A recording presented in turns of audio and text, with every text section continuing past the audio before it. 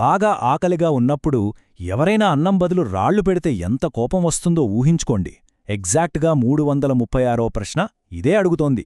స్వాతంత్ర్య పోరాటంలో కింది వాటిలో దేనిని ఆకలితో ఉన్న వ్యక్తికి రాళ్లను ఇవ్వడంతో పోల్చారు? దీనికి correct answer option A, Rowlatt చట్టం. మొదటి ప్రపంచ యుద్ధం తర్వాత మన భారతీయులు స్వేచ్ఛను ఆశించారు. కానీ బ్రిటిష్ వాళ్ళేం చేశారంటే ఎలాంటి విచారణ లేకుండా అరెస్టు చేసే ఒక దారుణమైన రౌలట్ చట్టాన్ని మన మొహాన కొట్టారు. ఆప్షన్ బి, సైమన్ కమిషన్ అనేది చాలా తరువాత రాజ్యాంగం గురించి అధ్యయనం చేయడానికి వచ్చిన commission. Option C, Montagu Chelmsford సంస్కరణలు పరిపాలనా మార్పుల కోసం తెచ్చినవి. ఆప్షన్ డి, దేశ విభజన అనేది చివర్లో జరిగిన ఒక బాధాకరమైన విషయం. కాబట్టి మన ప్రజల ఆశాభంగానికి అసలైన సింబల్ ఈ రౌలట్ చట్టమే. మన అందరికీ ఒక గురువు ఉంటారు కదా, అలాగే గాంధీజీకి కూడా ఒక గురువు ఉన్నారు. అదే 337వ ప్రశ్న. గాంధీజీ కింది ఏ స్వాతంత్ర సమరయోధుడిని తన రాజకీయ గురువుగా భావించారు? The answer is option A, Gopalakrishna Gokhale. Gandhiji south Africa నుంచి ఇండియాకు తిరిగి రాగానే ముందు దేశం మొత్తం తిరిగి మన వాళ్ల కష్టాలేంటో అర్థం చేసుకో అని సలహా ఇచ్చింది గోఖలేగారే. ఆయన చెప్పిన అహింస, మితవాద మార్గాలే గాంధీజీకి పునాది. ఆప్షన్ బి, మహాదేవ్ గోవింద్ రానడే గారు ఒక గొప్ప సంఘ సంస్కర్తగానే గాంధీజీ గురువుకారు. మోతీలాల్ నెహ్రూ గారు, బాలగంగాధర్ తిలక్ గారు గొప్ప నాయకులు. కాని గాంధీజీ స్వయంగా నా గురువని చెప్పుకున్నది మాత్రం గోఖలేగారినే. ఒక గొప్ప లీడర్ ప్రయాణం ఒక సామాన్య రైతు సమస్యతో స్టార్టవడం నిజంగా గ్రేట్ కదా. 338వ ప్రశ్న దానికి సంబంధించినదే. భారతదేశానికి తిరిగి వచ్చిన తరువాత మహాత్మాగాంధీ నేతృత్వం వహించిన మొదటి ఉద్యమం దేనిపై జరిగింది? Answer option A, contract farming. అవును, బీహార్లోని చంపారన్ సత్యాగ్రహం గురించి మాట్లాడుతున్నాం. అక్కడ రైతులు తమ భూమిలో బలవంతంగా నీలిమందు పండించాలనే ఆ బ్రిటిష్ కాంట్రాక్ట్ విధానానికి వ్యతిరేకంగా గాంధీజీ ఫైట్ చేశారు.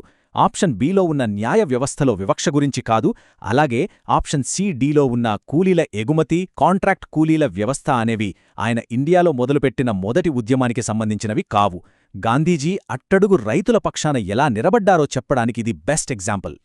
మన స్వాతంత్ర్య పోరాటంలో అన్ని వర్గాలు ఒక్కటయ్యాయి అనడానికి 339వ ప్రశ్నే ఒక నిదర్శనం. కిందివారిలో ఖిలాఫత్ ఉద్యమ నాయకులలో ఒకరు ఎవరు?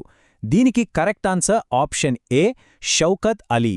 మొదటి ప్రపంచ యుద్ధం తర్వాత టర్కీ ఖలీఫాకు సపోర్ట్గా మన ఇండియాలో మహమ్మద్ అలీ, అలాగే షౌకత్ అలీ, వీళ్ళిద్దరూ కలిసి ఈ ఖిలాఫత్ ఉద్యమాన్ని నడిపించారు.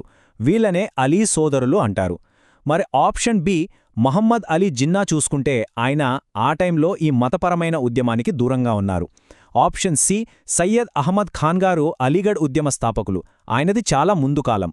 ఆప్షన్ డి, లియాఖత్ అలీ ఖాన్ గారు ఆ తర్వాత పాకిస్తాన్ మొదటి ప్రధానమంత్రి అయ్యారు.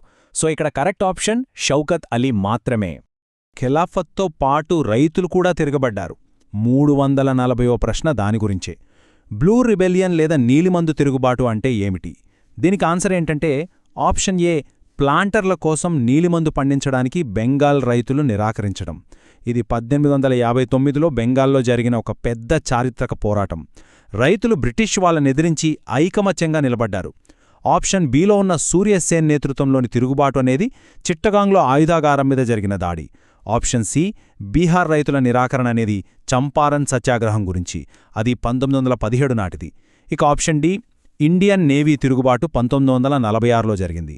సో కన్ఫ్యూజ్ అవ్వకండి, 19వ శతాబ్దంలో బెంగాల్ రైతులు చేసిన ఆ ఫైటే బ్లూ రిబెలియన్.